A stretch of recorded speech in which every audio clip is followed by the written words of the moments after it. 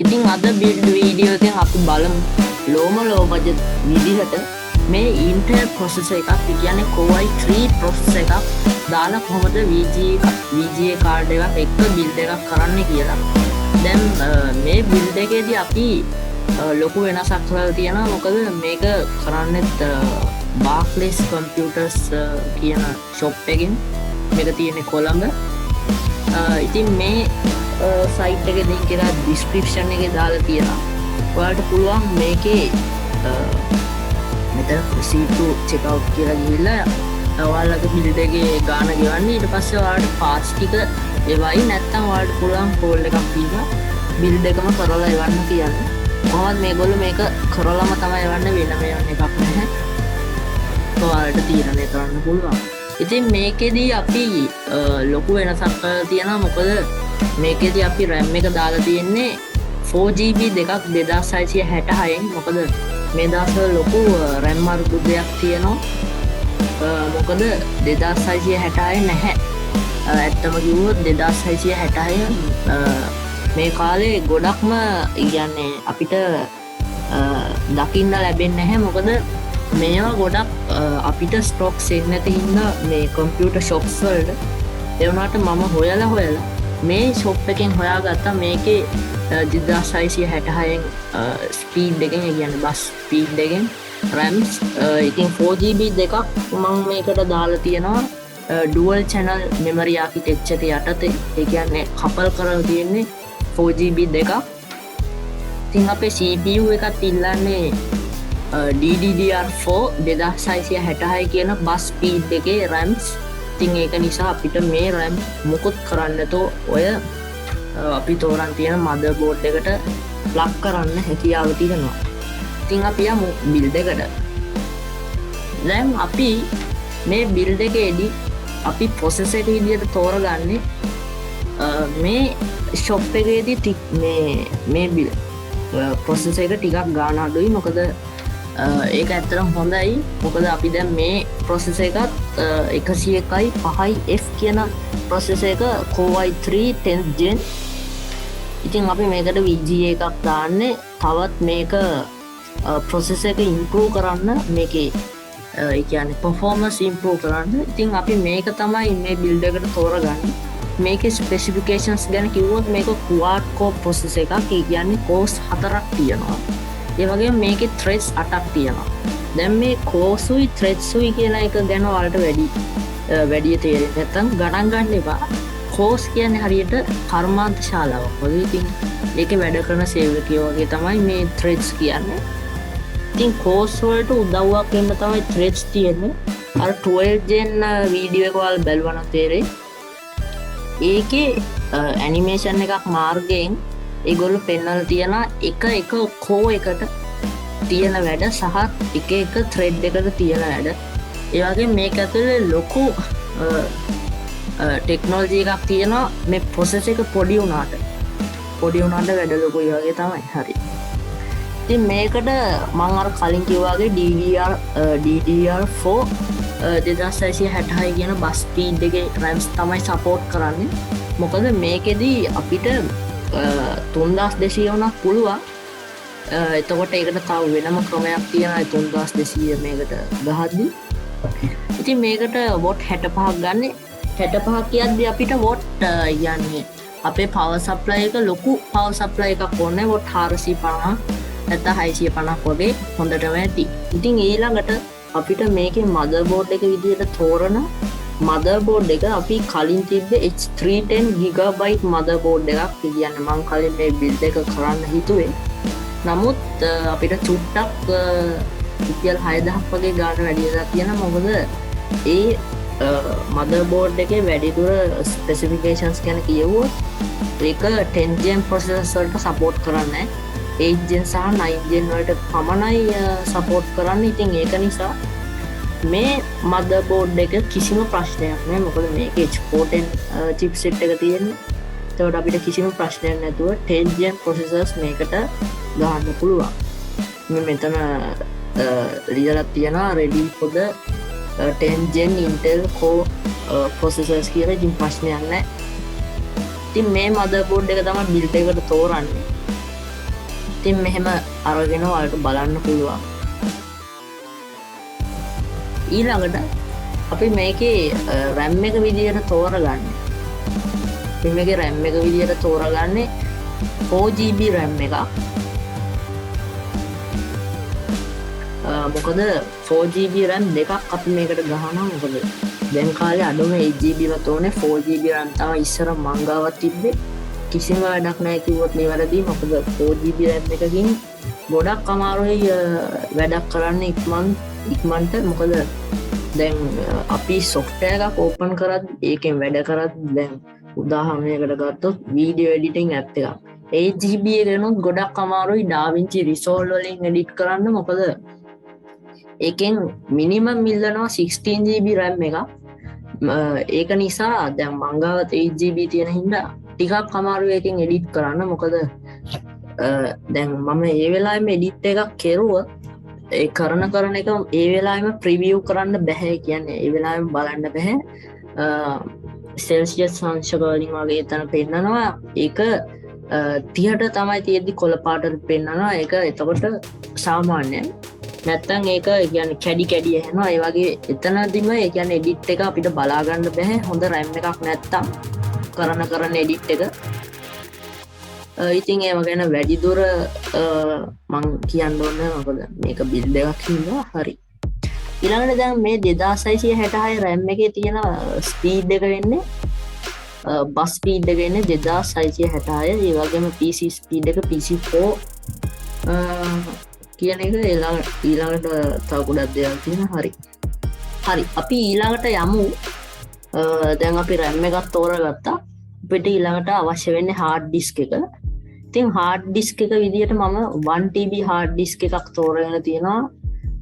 SATA hard disk එකක් Western Digital brand එකේ. ඉතින් මේක PC hard drive එකක් වලට පේනවා. ඉතින් Western Digital කියන්නේ හොඳ brand එකක්. මං ඒකේ experience එක හැටියට හොඳ කල්පයාත්මක් තියෙනවා. 2 years warranty තියෙනවා. ඉතින් මේක 9150යි වෙන්නේ මේ shop එකේ. ඒ වුණාට ඔයාලා වෙන shop එකකට ගිහිල්ලා බලන්න අඩුම මේ 1TB එක 10000ක් වෙනවා ගාන.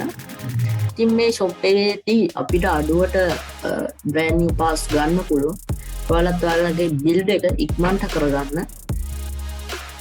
හරි. ඊළඟට අපි තෝරගන්නවා මේකට VGA card එකක්. ඒ කියන්නේ graphic card එකක්. ඒ 10 2GB DDR3 කියන එකෙන්. ඒ වගේම දැන් මේකෙදී අපිට clock එක තියෙනවා 954ක් MHz. ඒ වගේම මේකට 2GB තමයි අන්තර්ගත වෙන්නේ. කියන්නේ මේකේ memory එක. ඒ වගේම තව මේකට PSU එකකුත් support කරනවා watt 300. ඉතින් මේකට මේ power supply එක කියන්නේ watt 300ක් වගේ මේකට power එකක් ඕනේ. මේ GT 710 2GB කියන එකට Gigabyte GeForce GT 710. ඉතින් මේක ගොඩක් හොඳ කාඩ් එකක් කියන්න පුළුවන් බජට් එක නැති එක්කෙනෙක්ට. මොකද මේ කාඩ් එකට එක ෆෑන් එකක් අන්තර්ගත වුණාට මේ Gigabyte brand එකේ තියෙන වෙනසක් තමයි ඒගොල්ලන්ගේ graphic card වල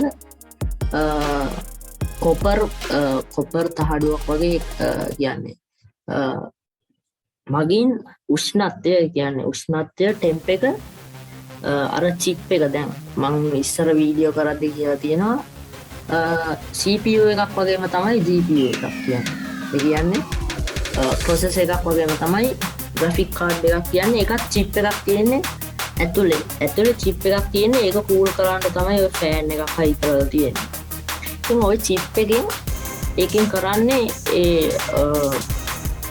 මං කිව්ව දේෙන් කරන්නේ ඒකෙත් රත් වෙද්දි ඒකින් ටෙම්ප් එක ඇදලා අරගෙන අර ෆෑන් වලට දාලා කූල් කරන එක. ඉතින් ඕක ගැන වැඩි දුර මං කියන්නේ මොකද ඔයාලට තේරෙන්නේ නැති හින්දා. හරි. අපි දැන් මේ graphic card එක මේකට තෝරගමු. ඊළඟට අපි power supply එක විදියට තෝරගන්නවා watt 450ක 2 year warranty තියෙන 9800යි මේක ගාන වෙන්නේ. Corsair power supply එක. ඉතින් මේ power supply එක ගොඩක් හොඳයි. මොකද බොට් 450ක පවර් සප්ලයි එක. ඊළඟට මේකේ ස්පෙසිෆිකේෂන්ස් දෙනවා වලට මෙතනට ඇවිල්ලා කියවන්න පුළුවන්. ඉතින් මේක සාමාන්‍ය කාමර උෂ්ණත්වය තියන්න පුළුවන් හොඳ පවර් සප්ලයි එකක්. ඊළඟට අන්තිම දේ වෙන්නේ කේසින් එක. ඉතින් කේසින් එක තෝරගෙන තියෙන්නේ ඔයාලා දැකලත් නැතුව ඇති. මේ කේසින් එක මෙගා බොක්ස් කියන බ්‍රෑන්ඩ් එක බාක්ලේස් කම්පියුටර්ස් ෂොප් එකට විතරයි අනන්‍ය වෙන්නේ. කියන්නේ ඒගොල්ලන්ටම විතරක් තියෙන බ්‍රෑන්ඩ් එකක්. මොකද මේ කේසින් එක ගැන කිව්වොත් මේක දැන් ඔය RGB කැමති කට්ටිය ඉන්නවා. RGB කියන්නේ කේසින් වලට ගොඩාක් කැමති RGB ගොඩක් ආසාය. ඒ වුණාට මේකේ RGB වලට ඕන මේ කේසින් එක හරියන්නේ නැහැ. මොකද මේකේ ෆ්‍රන්ට් පැනල් එක ටෙම්පර්ඩ් ග්ලාස් එකක් නෙවෙයි තියෙන්නේ. ඒ වගේම ඉස්සරහ ග්‍රිල් එකකුත් නැහැ. ඉතින් මේකේ බජට් එක අඩු කරන්න නිසා තමයි මෙච්චර මේක හොඳ කේසින් එකක්. මේක හොඳට ඉඩ තියෙනවා.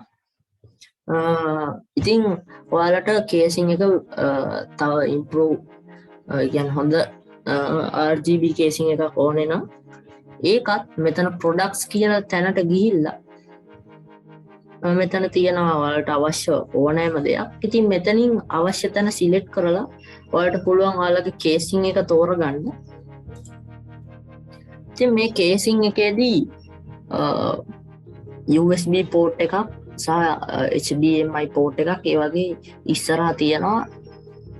ඊළඟට power on button එක තමයි මෙතන. ඉතින් මේකට watt 250 කියලා තියෙනවා මේ කේසින් එක. ඉතින් අද බිල්ඩ් එක ඔය විදිහට තමයි වෙන්නේ. ඉතින් අපි දැන් ඕවරෝල් ගත්තොත් අපේ කේසින් එක පවර් සප්ලයි එක ප්‍රොසෙසර් එක ඒ වගේම හાર્ඩ් ඩිස්ක් එක VGA කාඩ් එක ගැන RAM එක ඔය ටික ගත්තොත් ගාන වෙන්නේ මේක. ඉතින් පුළුවන් තරම් මම අඩු කරන්න හැදුවා. නමුත් අපේ මදර්බෝඩ් එකේ ප්‍රශ්නයක් වුණා. මම කලින් කිව්වා අපිට H410 මදර්බෝඩ් එකකට මාරු කරන්න වුණා. මොකද මම මේක කරන්න කලින් H310 එකක් හම්බුන හින්දා ගාන අඩු එකක් ඒක දැම්මේ. නමුත් ඒක මම කලින් කිව්වා වගේ 8 gen සහ 9 gen processors වලට විතරයි support කරන්නේ. ඉතින් 10 gen processor එකක් අපි දාපු නිසා අපි මේක තෝරගත්තා H410 එක. ඉතින් තව B450 ඒ වගේම B460 ඔය වගේ motherboards තියෙනවා ගාන වැඩි ඒවා. ඉතින් අපි ඊළඟට APU build එකකුත් අරන් එනවා. කට්ටිය දාලා තිබ්බ APU build එකක් අරන් එන්න කියලා. දැන් මේ ඔයාලා ප්‍රශ්නයක් අහන්න පුළුවන්. ගොඩක් එක්කෙනෙක් දෙන්නේ කාලා තිබ්බා මේ මොනිටර් එකක් ඕනේ නැද්ද? ඕනේ තමයි. මොනිටර් එකක් අත්‍යවශ්‍යයි. මොකද දැන් අපිට PC එකෙන් මේ ස්ක්‍රීන් එකක් එපා. ඒකෙන් බලාගෙන වැඩ කරන්න කීබෝඩ් එකකුත් ඕනේ, මවුස් එකකුත් ඕනේ. ඉතින් ඒව මම මේ බිල්ස් වලදී පෙන්නන්නේ නැත්තේ. එතකොට තවත් ගාන වැඩි. දැන් 96000යි තියෙන ගාන තවත් වැඩි වෙනවා. ඔයාලට පුළුවන් මොනිටර් එකකුයි කීබෝඩ් එකක් ගන්නවා නම් මවුස් එකයි කීබෝඩ් එකයි දෙකම තියෙන කොම්බෝ පැක් එකක් ඒ වගේ අරගෙන වෙනම ගන්න පුළුවන්. නැත්නම් මේ ෂොප් එකෙන්වත් ගන්න පුළුවන්. මම ඒව ගැන කියන්නේ. මොකද ඒව බලලා 19 inch නැත්නම් 20 inch ඒ වගේ ඔයාලට කැමති විදියට මිලදී ගන්න පුළුවන්. ඉතින් බජට් එක අඩු කරන්න හින්දා තමයි මේ වගේ අඩු වියදමකින් වැඩි performance එකක් දෙන බිල්ඩ් එකක් කරලා තියෙන්නේ. ඉතින් මම ඔයාලට පෙන්නන්නේ බිල්ඩ් එක විතරයි. ඒ කියන්නේ මොකද මොනිටර්ස් කීබෝඩ් ගහලා දාලා නැහැ. මේ බිල්ඩ් එක විතරයි. ඉතින් මේ වගේ තවත් වීඩියෝ එකකින් හම්බෙමු. subscribe කරලා නැත්නම් දැන්ම subscribe කරන්න. හම්බෙමු තවත් වීඩියෝ එකකින්.